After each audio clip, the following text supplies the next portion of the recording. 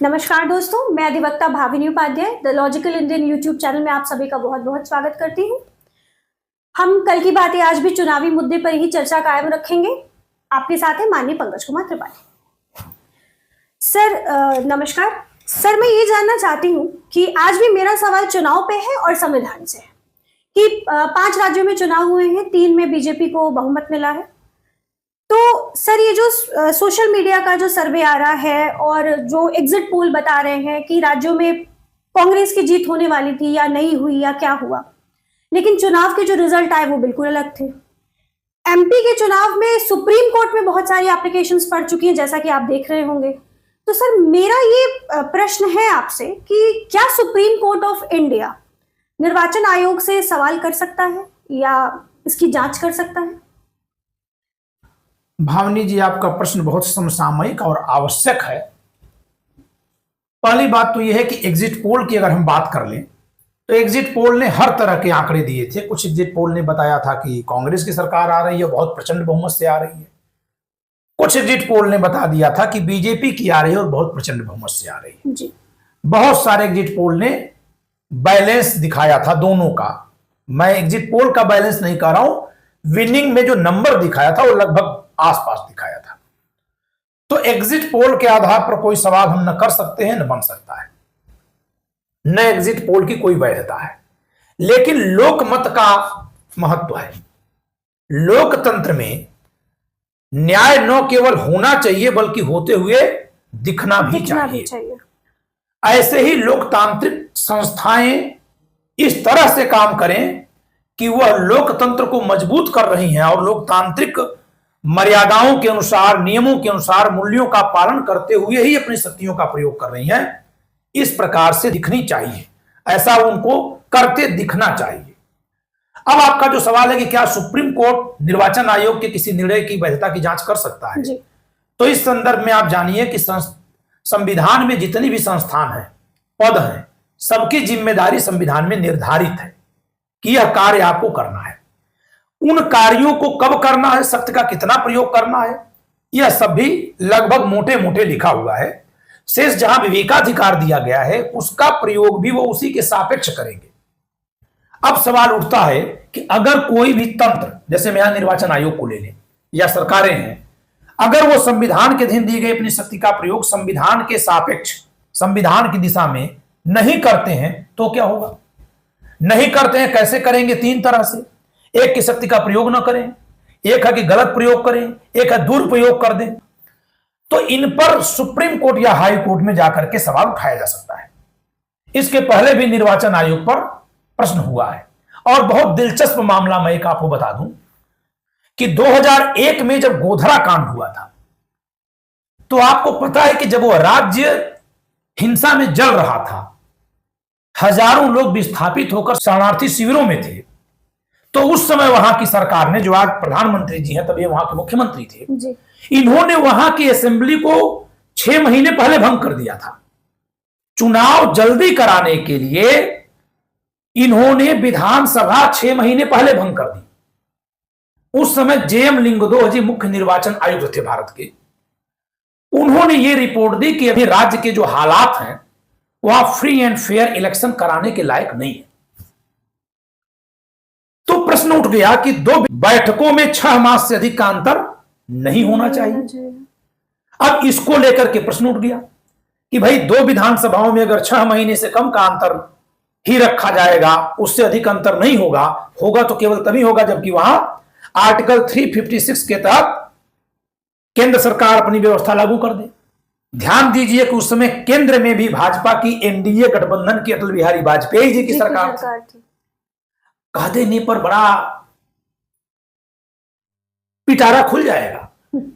वाजपेयी जी वही है ना जो कहते कि राजा को राजधर्म निभाना चाहिए।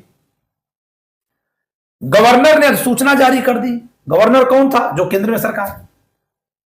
तो इसके बाद जब निर्वाचन आयोग ने मना कर दिया तो राष्ट्रपति ने, उस समय के राष्ट्रपति ने अनुच्छेद 143 के तहत अपनी शक्ति का प्रयोग करते हुए मामला सुप्रीम कोर्ट में भेज दिया और सुप्रीम कोर्ट से कहा कि गवर्नर ने चुनाव की अधिसूचना जारी कर दी, तो क्या निर्वाचन आयोग अधिसूचना के भीतर चुनाव कराने से इस आधार पर मना कर सकता है कि राज्य में माहौल चुनाव कराने के लायक नहीं।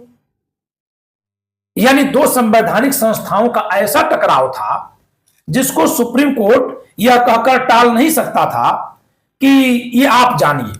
आप जानती हैं 143 अनुच्छेद 143 में दोस्तों सुप्रीम कोर्ट की परामर्शदात्री क्षेत्राधिकारिता है, एडवाइजरी जुरिडिक्शन। वो चाहे तो परामर्श दे न दे, राष्ट्रपति उससे परामर्श मांगते हैं। तो उस मामले में सुप्रीम कोर्ट ने यही कहा था कि जब अधिसूचना जारी हो गई तो निर्वाचन आयोग चुनाव कराने के लिए बाध्य है। निर्वाचन आयोग ने यह जवाब दिया कि वहां बहुत सारे मतदाताओं के मतपत्र गायब, उनको चुनाव में शामिल करना संभव नहीं है। लेकिन फिर भी चूंकि केंद्र सरकार जब तक आपातकाल लागू नहीं करेगी, अनुच्छेद 356 लागू नहीं करेगी, तब तक निर्वाचन आयोग के कहने पर चुनाव नहीं रोका जाएगा। जब यह 356 लागू कर दे तब निर्वाचन आयोग की यह बात बल प्राप्त कर लेती है। लेकिन यहां तो 356 था नहीं। तो इस तरह से सुप्रीम कोर्ट ने निर्वाचन आयोग को निर्देश दिया। मैं ये कहानी सुनाकर एक साथ दो बातें कह रहा हूं कि सुप्रीम कोर्ट निर्वाचन आयोग को निर्देश दे सकता है। जी हां, दे सकता है। शेष उस ऐतिहासिक घटना में क्या हुआ था यह भी सब लोग जान सकते हैं कि कैसे राज्यों से निर्वाचन आयोग की कभी कभी लड़ाइयां हो जाती हैं। अब आपका जो यह सवाल है कि क्या निर्वाचन आयोग के आदेशों की वैधता का परीक्षण सुप्रीम कोर्ट कर सकता है? जी हां, कर सकता है। लेकिन वह किस तरह का कोई निर्णय है, क्या वह जनता के अधिकारों को प्रभावित कर रहा है कि नहीं कर रहा है, तब तो कर सकता है। शेष छोटे मोटे तकनीकी मामलों में प्रायः अदालतें दूर रहती हैं। तो सर, जैसा कि देश में माहौल बना हुआ है कि चुनाव फेयर नहीं हुए, तो क्या उस पर निर्देश देने का काम इस समय सुप्रीम कोर्ट को यह जिम्मेदारी नहीं उठानी चाहिए? देखिए, पहली बात तो यह है कि देश में माहौल बना हुआ है। कौन बनाया है माहौल? अगर देश में ऐसे माहौल बनाने की हम बात पूछेंगे तो सुप्रीम कोर्ट देश के माहौल भर पर तो निर्णय नहीं ले लेगा। एमपी की तरफ से एप्लीकेशंस आए सुप्रीम कोर्ट में, तो उनको आप नहीं डिनाई कर सकते? हाँ, अब यही बात मैं भी बोलने वाला था। कि लेकिन जो आक्षेप चुनाव के दौरान, चुनाव से पहले और परिणाम घोषित होने के पहले, चुनाव के दौरान, चुनाव से पहले, चुनाव हो जाने के बाद, लेकिन परिणाम घोषित होने से पहले जो शिकायतें निर्वाचन आयोग में पहुंच गई हैं जी, उन पर निर्वाचन आयोग ने क्या एक्शन लिया, यह पूछने की शक्ति सुप्रीम कोर्ट में है। सुप्रीम कोर्ट यह पूछ सकता है कि आखिर इन एप्लीकेशंस को आपने क्यों नहीं निपटाया। वह मनमाने तरीके से काम नहीं कर सकते हैं जी। किसी को भी अनियंत्रित शक्ति नहीं दी गई है। कोई यह नहीं कह सकता सीधे जाकर सुप्रीम कोर्ट में कि इनके ऐसा करने से कांग्रेस चुनाव हार गई जी। यानी जनता को और हम वकीलों को यह समझना है और जानना, हम सब तो जानते ही हैं कि यह सवाल कांग्रेस बनाम बीजेपी नहीं है।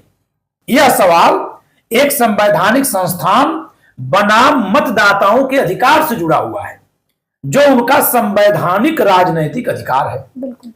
अब उस अधिकार को आपको सुरक्षित रखना है। इसकी जिम्मेदारी है निर्वाचन आयोग की। लोगों को लगा कि हमारा यह अधिकार कुचला गया, उन्होंने शिकायत भेजी। किसको? निर्वाचन आयोग की। निर्वाचन आयोग ने उन शिकायतों को निपटाया। अगर निपटाया तो यहां अपील नहीं जाएगी सुप्रीम कोर्ट में, लेकिन निपटाया कि नहीं निपटाया, अगर निपटाया ही नहीं तो यह अपने आप में गंभीर दोष है। यह एक तरह से संवैधानिक दायित्वों की खामी है। हां, यह हो सकता है कि यह कह दिया जाए कि अगर 2 करोड़ शिकायतें आ जाएंगी तो निर्वाचन आयोग क्या करेगा। तो एक बात यह भी जानने वाली होगी कि शिकायतें कब आती हैं, कब आई हैं, बिल्कुल, किस समय पर आई हैं। और अगर शिकायतें सिमेट्रिकल हैं तो सारी एक बार में निपटा दी जाएंगी, लेकिन निपटाना पड़ेगा। आप यह कहकर खारिज नहीं कर सकते कि ये शिकायतें इतनी सारी हैं तो हम कैसे निपटाएं। एक बात। दूसरी बात कि कुछ शिकायतें ऐसी हैं, जैसे कई जगह देखा गया, टेलीविजन पे दिखाया गया, वीडियो जिसके आए कि जो पोस्टल बैलेट से मतपत्र आए थे उनका बंडल बनाया जा रहा है, बिना प्रत्याशियों को या उनके प्रतिनिधियों को सूचना दिए, बिना बुलाए डीएम अपने मन से आदेश करके कर रहे हैं। तो ऐसे में डीएम के खिलाफ क्या आपने एक्शन लिया? और यह इतनी भारी त्रुटि है कि इतने पर वहां का निर्वाचन कैंसिल करना चाहिए आपको। ईवीएम से जब चुनाव नहीं होते थे और कहीं यह खबर फैल जाती थी कि वहां बूथ कैप्चरिंग हुई है, तो वहां पे री इलेक्शन का ऑर्डर होता था। बिल्कुल बिल्कुल दिया जा रहा है। तो आप केवल अधिकारियों को, दोषियों को दंडित करके न्याय कर दिए ये नहीं माना जाएगा। यहां तो खैर वो भी नहीं किए, लेकिन इतना कर देने से भी न्याय नहीं होगा। हमें जो हमारे मताधिकार का दुरुपयोग दिखाई दे रहा है वह कहां से सुरक्षित होगा। तो इस नाते यदि ऐसे तथ्य सामने आते हैं तो सुप्रीम कोर्ट अपने शक्तियों का प्रयोग कर सकता है और पुनरीक्षण की शक्ति का प्रयोग करते हुए निर्वाचन आयोग को जैसा तथ्य वहां मिलते हैं वैसा आदेश दे सकता है। सुप्रीम कोर्ट के कंधे पर बहुत बड़ी जिम्मेदारी है सर। मेरा अगला प्रश्न आपसे, अगला और आखिरी प्रश्न है कि पहले बैलेट से चुनाव हुआ करते थे, अब ईवीएम से होने लगे। और भी बहुत सारे देश हैं जहां पे आज भी बैलेट से चुनाव हो रहे हैं। तो आपको लगता है कि जहां का चुनाव संदिग्ध लग रहा है, जहां की कंप्लेंट्स आई हैं, क्या वहां वापस से बैलेट बॉक्स से चुनाव करवा देना चाहिए? देखिए, ये साहस तो सरकार को करना चाहिए। इस समय भावनी जहां कहीं आक्षेप है जी, वो सिर्फ निर्वाचन आयोग पर नहीं है। ये हम अधिवक्ता लोग हैं, हम लोग तकनीकी जानते हैं बातों को कि हमको आरोप किस पर लगाना है, इसके लिए कौन दोषी है। लेकिन अगर हम जनता की बात करें तो जो जनता समर्थन में भी है वो निर्वाचन आयोग के समर्थन में नहीं है, वो बीजेपी के समर्थन में, सरकार के समर्थन में जो केंद्र में बैठी हुई है। और जिस जनता को निर्वाचन आयोग से शिकायत है उसकी शिकायत वास्तव में मोदी सरकार से हो गई है। तो मैं तो कहता हूं कि इसमें बढ़कर के केंद्र सरकार को आगे आ जाना चाहिए। आपकी लोकप्रियता और बढ़ जाएगी, साबित हो जाएगी, आदर्श हो जाएगा, इतिहास में नाम दर्ज हो जाएगा कि इन्होंने इतनी बड़ी चुनौती स्वीकार कर ली। सर क्योंकि ये पूर्ण बहुमत की सरकार थी तो हाँ, इनके ऊपर तो और जिम्मेदारी आ जाती है। बिल्कुल, पूर्ण बहुमत की सरकार से उम्मीदें बहुत बढ़ जाती है जनता की। हाँ। तो मेरा सुझाव होगा यह जी, कि केंद्र सरकार, वैसे तो उनका कोई ऐसा स्टेक इसमें नहीं है, लेकिन इस समय जो माहौल है, अगर प्रधानमंत्री जी चाहेंगे तो जैसा वो चाहेंगे वैसा हो जाएगा। कम से कम कुछ नहीं तो वो जनता से आवेदन कर सकते हैं कि ठीक है, मध्य प्रदेश की कोई 2 विधानसभा बताइए, हम वहां पर बैलेट से चुनाव करा लेते हैं और पुराना चुनाव कैंसिल न किया जाए, बिल्कुल एक प्रयोग के तौर पर करवा दिया जाए, एक सर्वे के तौर पर करा लिया जाए, ताकि मशीन में कहीं कुछ गड़बड़ी है कि नहीं पता चल जाए। और जनता का विश्वास भी बना जनता का विश्वास ही सबसे बड़ी चीज है। ये जिस लोकतंत्र में हम लोग जी रहे हैं माननी, आप कल्पना करिए कि कितने लोगों की कुर्बानी पर यह मिला है। बिल्कुल, जो लोग स्वतंत्रता संग्राम में अपना जीवन कुर्बान कर दिए, जो जेलों में रहे और जो लोग सपने सजोए थे लाखों करोड़ लोग, हम उन्हीं लोगों के तो वंशज हैं। तो क्या हम और हमारी आज की सरकार, यह सरकार भी सभी क्रांतिकारियों को नमन करती है, मानती है? यह सुप्रीम कोर्ट भी संविधान की शपथ लेता है, यह निर्वाचन आयोग भी संविधान की शपथ लेता है।